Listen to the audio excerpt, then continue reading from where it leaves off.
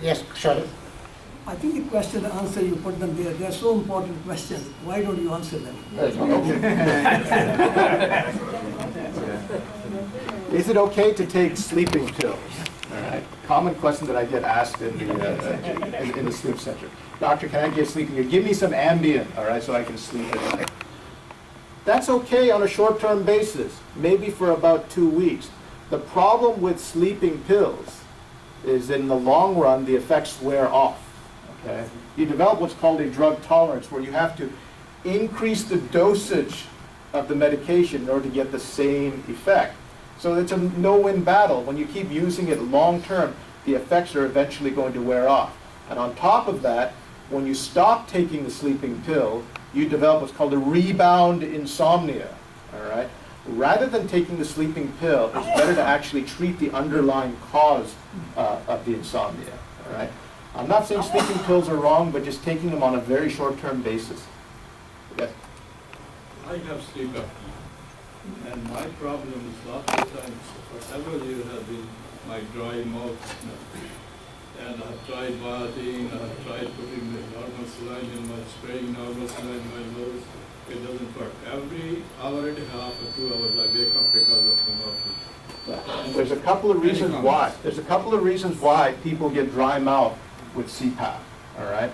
CPAP is a very ingenious apparatus, but there's a lot of things that go into a CPAP machine. There's a filter that goes with it, all right? And that filter is very important because our environment is filled with so many allergens that can cause us to cough or cause us to have a dry airway.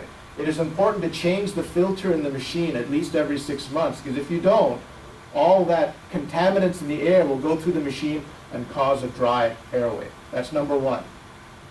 Number two, okay, a mistake that many patients do is that a CPAP machine has what's called a humidifier, all right? You pour water into the humidifier, the water will heat up and give you nice moist air. So you need a humidifier, but you just don't put tap water in the humidifier. You have to pour distilled water, because tap water contains a lot of sediment. And that sediment accumulates in the machine, and when the sediment accumulates in the machine, it causes malfunction of the humidifier, and you get a dry mouth. Next, all right, the kind of mask that you have may not be appropriate for your face. We all have different facial architecture, and sometimes the CPAP mask that you wear, the seal will break and the air will escape. And when the air escapes, that can cause a dry mouth. So it's important to speak to your sleep specialist or the technician in the lab to get you a proper fitting mask. Also, if the CPAP pressure is too low, you can have breakthrough sleep apnea. Breakthrough sleep apnea will contribute to a dry airway as well. So bottom line is that dry airway, needs to be analyzed in greater detail, either by your primary doctor or the sleep physician, to explore why you have the dry airway in order to correct it. Can we go to the second question? Yes. Along the Just a moment. same lines. Just a moment, please. Yeah. Just a moment. Just a moment. Go ahead. We'll answer your question in a minute. Can I drink alcohol before going to bed? Another common question that I have in the sleep lab, a veteran will, because I work at a military hospital, a veteran will say, can I just have a little bit of brandy before I go to bed? It really nicely makes me go to sleep. Good one. All right. There are consequences of that, all right? Alcohol gets metabolized by our body very, very quickly. So although alcohol may knock you out, in the latter portion of the night, when alcohol gets depleted from the body, there's a rebound response in the body to wake up, all right? We call that a rebound insomnia. That's one problem with alcohol. Number two, in patients who have sleep apnea, okay, where the airway collapses, alcohol relaxes the throat muscles, causing the airway to collapse even more. So alcohol can be quite dangerous in the patient with sleep apnea. And also, lastly, alcohol taken over the long run can contribute to weight gain and contribute to all the health problems that I mentioned. Question 3. Can I eat or drink at bedtime? All right. Can I drink that warm glass of milk at bedtime? Can I snack at bedtime? First of all, when you start snacking at bedtime, that's going to contribute to weight gain. All right. Better to get your meals and everything over and done with at dinner time. Okay. Also, when you start eating at bedtime, go to sleep, you're sleeping in a recumbent position. There's going to be acid buildup in the stomach. And when there's acid buildup, sleeping in the recumbent position will cause you to develop reflux. And that reflux will contribute to heartburn and cause arousals during the night. That is why I tell patients, get your meals and everything done about 3 or 4 hours before going to bed so that it doesn't interfere. Also, when you drink at bedtime, what's it going to do? Well, you're going to accumulate more fluid in the body. When you have more fluid in the body, that fluid's got to get out somehow. It's going to make you get up and use the restroom a lot. All right? This is particularly problematic, particularly among our senior patients who are already taking a diuretic that makes them pee at night. When they start drinking more and more liquids, it just worsens the process. Or patients who have an enlarged prostate or bladder issues, when they start drinking at night, that's just going to make their problem of urinating at night even worse. So eating and drinking should be avoided close to bedtime. Unless you're taking a medication or something that you need, having that small sip of water is fine. But taking glasses and glasses of water or any other kind of beverage should be avoided at bedtime. Is daytime sleepiness normal? The answer overall is no. Now, I know what some of you are going to think, but I tend to take a nap during the day. Back in the old country, everyone takes a nap during the day. Is that wrong? No, it is not wrong, okay? It is only wrong if you are sleep deprived. So if you're not getting any sleep, proper sleep at night, and that's causing you to fall asleep during the day, that kind of daytime sleepiness is pathological and is wrong. But there is a lot of research, particularly coming from European countries, that those who get a robust night of sleep take a therapeutic nap for 30 days. Oh, I'm sorry, for 30 minutes during the day, not 30 days, 30 minutes. And that therapeutic nap has been shown to have increased improvement in cardiovascular health. Right? So the circumstance where daytime sleepiness is not a good thing is that if you are sleep deprived at night, say for example if you have obstructive sleep apnea, all right, or if you have narcolepsy, right? Can I exercise at bedtime? Exercise is good for you, it's healthy, we should exercise, all right? But the timing of exercise is very, very important. If we exercise too close to bedtime, one of the consequences is that your body temperature goes up. And when your body temperature goes up, that will promote insomnia, all right? Sleep is triggered right when our body temperature starts to go down. In fact, after you exercise, you're going to be generating body heat for at least 4 hours, all right? So what I tell patients is don't exercise at bedtime, all right? Exercise 4 hours before going to bed. The same thing with taking a hot bath. A lot of us are used to taking a nice shower before going to bed, but that raises our body temperature. And folks who have a lot of insomnia, I tell them, have that shower a few hours before going to bed and let your body temperature naturally fall, and that will initiate sleep. I want cold shower. Cold showers are fine. But you got to be careful. If you're taking a cold shower and you're cold and you start shivering, that's going to increase your body temperature. So, yeah. But otherwise, I think cold showers are okay. Yeah. There are instances where taking a bath close to bedtime is necessary. All right. So I don't want to make it an absolute rule not to take a bath. There is an instance, and some of you in this audience may suffer from this disorder. It is called restless leg syndrome. All right, where you have this discomfort in your legs, you have to get up and move around to get relief and then go back to bed. And one of the treatments of restless leg syndrome is taking a hot bath, right? A hot bath is very, very soothing. Hot baths and massages are very good. So for some of you who want some non-drug related treatment for restless leg syndrome, avoiding caffeine, especially close to bedtime, avoiding caffeine, leg massages, and a hot bath. All right. Am I drinking too much caffeine? All right. If you're drinking a pot of freshly brewed coffee, that contains about close to 1 gram of caffeine. So even though you may not be consuming caffeine near bedtime, if you consume that throughout the day or even in the morning, that gram of caffeine is going to have a 24-hour effect and interfere with your sleep at night. And so it's going to have a negative effect. you're going to be sleep deprived, or your brain is going to have a lot of arousals because of the caffeine. You're going to have an unrefreshing sleep, and as a consequence, the next day, you're going to feel sleepy, and you're going to be consuming even more caffeine. So that's why I tell my patients, restrict yourself to maybe to a cup or two of coffee in the morning, but definitely not a pot of coffee every day. Questions? Sorry, go ahead.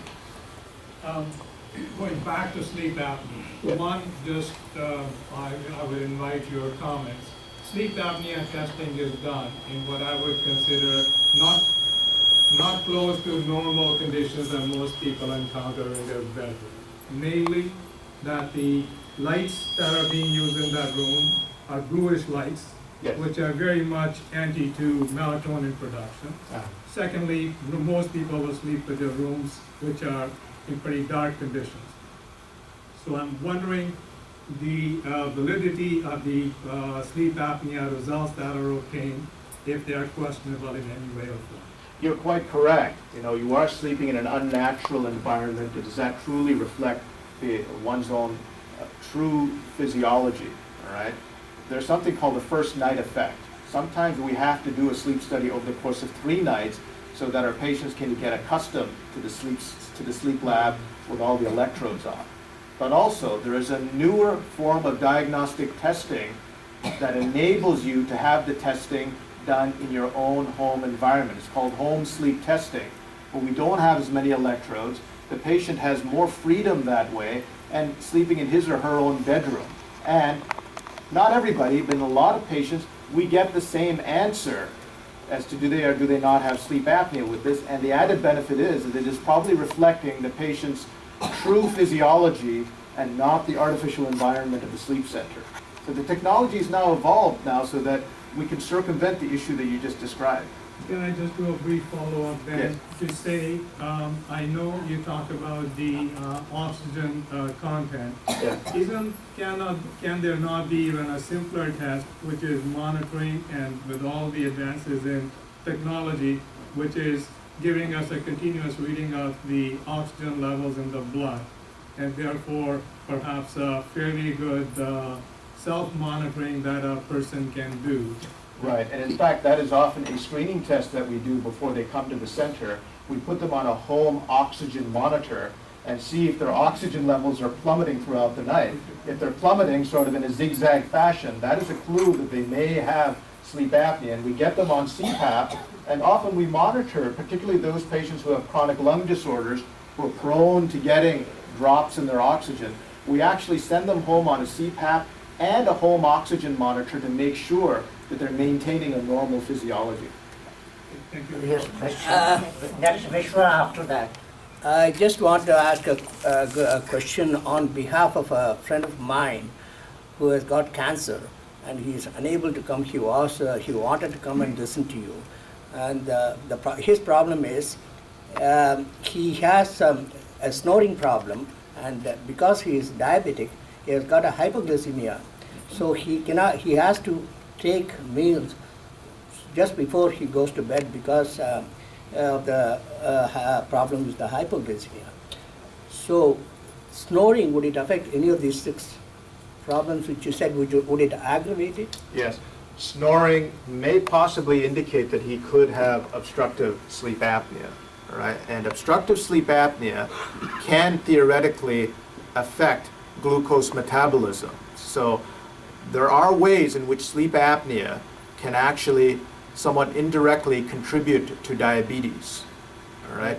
Sleep apnea patients, they tend to gain weight. That's one way that can aggravate diabetes. But even the snoring and waking up snoring because their breathing stops and the low oxygen, that has been shown now in the literature that can contribute to glucose derangements during the night. So I think that your friend of yours, I think it'd be a good idea for him to undergo some kind of sleep testing to see if he has sleep apnea. And that may possibly contribute not only to normal glucose status, but also normalize his blood pressure if he has any high blood pressure. Thank So you. despite humidifier and all that, still the snoring could certainly to an extent contribute to the problem, right? Absolutely. So I think that he should get tested for sleep apnea. Vishwa. It's a very good talk, I enjoyed it. Thank you. I have the one problem. Can't hear you. Very good sleep, first 2 or 3 hours. Come forward, Vishwa can't hear it. Oh, please come. Come forward here. Problems, yeah. You can stand there. At night I get very good sleep, 2 or 3 hours. When I get up, then falling back to sleep is a problem. Yes. That is the major problem for me. I have some problem with my throat, vocal cord, but otherwise I'm okay. Yes. But this is a problem. Get up in the night, can't go back to sleep. What do you suggest? This happens to actually, believe it or not, a lot of us. Last night, I was sleeping and I thought I heard a raccoon, run by, and that caused me to wake up and I couldn't go back to sleep. Fortunately, I did not fall asleep giving you this lecture. So that happens to all of us, but in your case, all right, we have to be careful among individuals after we reach a certain age. When somebody is waking up from sleep, the question is why, all right? You may not be fully aware of why you're doing this. Sometimes a person may wake up from sleep because they have an abnormal heart rhythm.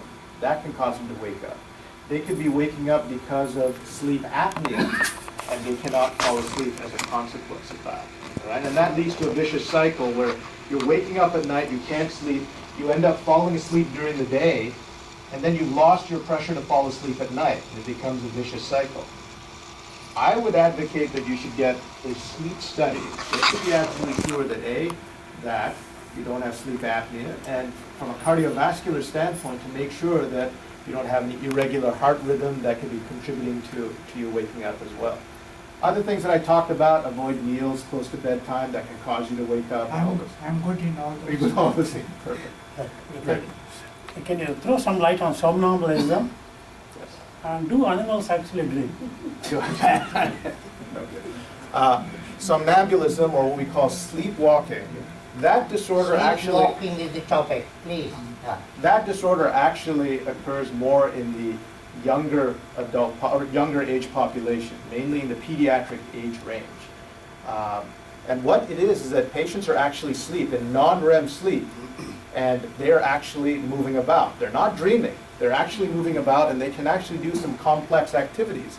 An individual can actually walk up to a refrigerator, eat a meal, finish the meal, and go back to bed, and that individual is completely asleep.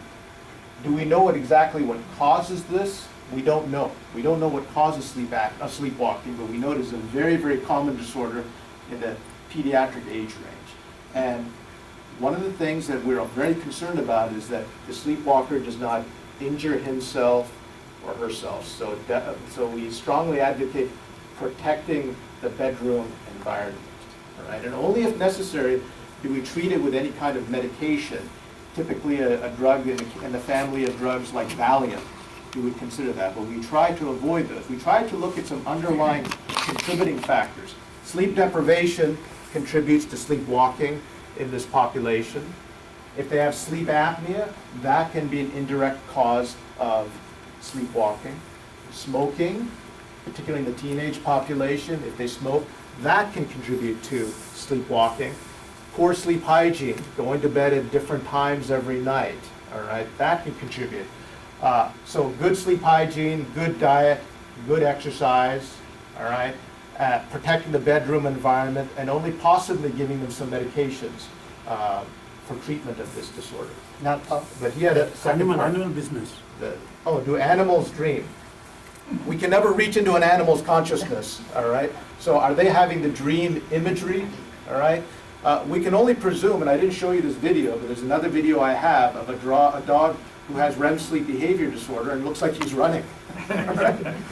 So one can only presume that the dog is dreaming about running. My personal feeling is that animals do have some form of consciousness, all right? And we can talk all day about what consciousness is, but I think that animals do have consciousness, and at least some of the higher animals, the primates, canines, felines, I think that they do have dream imagery.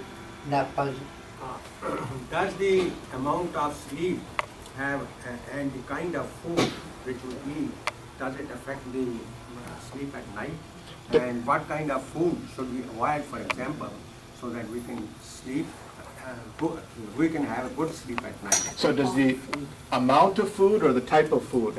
Amount of food Yes. and the kind of food or the type of food that we should eat so that we can have a good sound sleep. I would say in an indirect way, the type of food. I think that food that promotes weight gain, all right, is going to disrupt sleep because you're going to contribute to disorders like sleep apnea. So I always advocate to my patients, all right, healthy diet, fruits, vegetables, so that they can lose weight, all right? Unhealthy food and having a large amount of that unhealthy food will therefore contribute to weight gain and contribute to all the sleep problems that I talked about.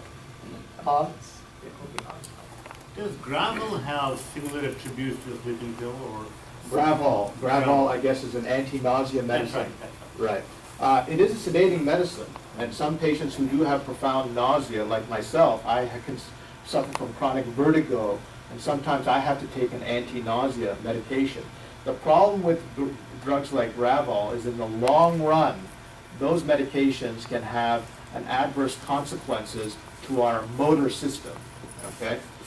If you take Gravol, or in the United States we call that Compazine, there's other drugs like Reglan, if you take that too long, you can develop abnormal movements, what we call dyskinesias, as a consequence of it. Some patients can even look like they have Parkinson's disease if you take Gravol for a very, very long period of time. So I think for a short period of time, if you have, say, nausea, particularly at night, I think it's reasonable, but not on a chronic basis.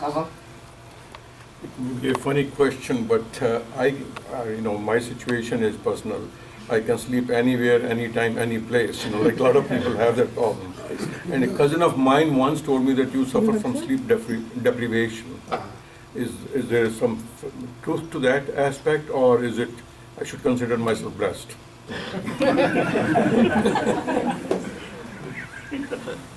Some people, they can sleep on 4 hours a night, okay? Some people, they need 9 hours, okay?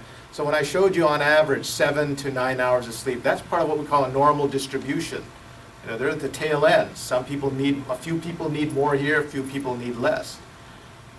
Sleep deprivation is it's a consequence that you will know about when it has problems during the day, namely daytime sleepiness, where you're falling asleep in situations where you need to be awake and alert. Also on your cardiovascular health.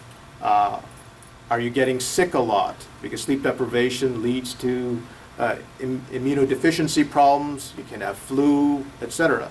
So if you're one of those folks who are in the tail end who doesn't need a lot of sleep, or you're in an environment where you're allowed to sleep wherever and whenever you want, I see a lot of those patients. They're retired, so I don't have to sleep at 10 o'clock at night. I sleep at 3 a.m. Okay, next question. Can too much sleep be unhealthy Too much sleep be unhealthy? in terms of affecting the cycle and when it goes to the long run and then sleeping? Absolutely. So if you oversleep, you develop, so supposing on average you get about 8 hours of sleep, all right? But you said, well, I've got nothing to do, let me just stay in bed, and you decide to sleep 11 hours. You're going to develop what's called a sleep inertia. And sleep inertia is that groggy feeling, it almost feels like you're drunk when you wake up, all right? And the tendency therefore is to go back to sleep. So doing that on a chronic basis is going to ruin your level of alertness and overall function. Yes. I have a general question. Some people work efficiently at night. Yes. Like they keep awake and they do good work at night. And how does it affect our health-wise? Yeah. And they wake up late. Right. Typical of teenagers and children. Right, that's called burning the midnight oil. Yours truly through medical school, I used to sleep late and all that. As long as you're doing it on a day-to-day basis, we have people who work in the emergency room. They're overnight shift workers. There's nothing wrong with that, as long as you're going to bed at the same time every day and waking up at the same time every day. So if you're going to bed, say, at 4 a.m. and you're getting up at noon, all right, that is fine. But the problem is, okay, all of us have got social obligations, either family or work or something. We have to do something at that time, all right? So is it reasonable to say, yeah, go to sleep at 4, get up at noon? in the long run, that's simply not going to work out. It's more conducive to sleeping during the hours when you don't have any kind of obligations. Next one. Okay, I think it's a very good talk. Thank you. I have sleep apnea, and a couple of months ago, I developed seizures. You developed what? Seizure. Seizures, yes. And I went to see the neurologist.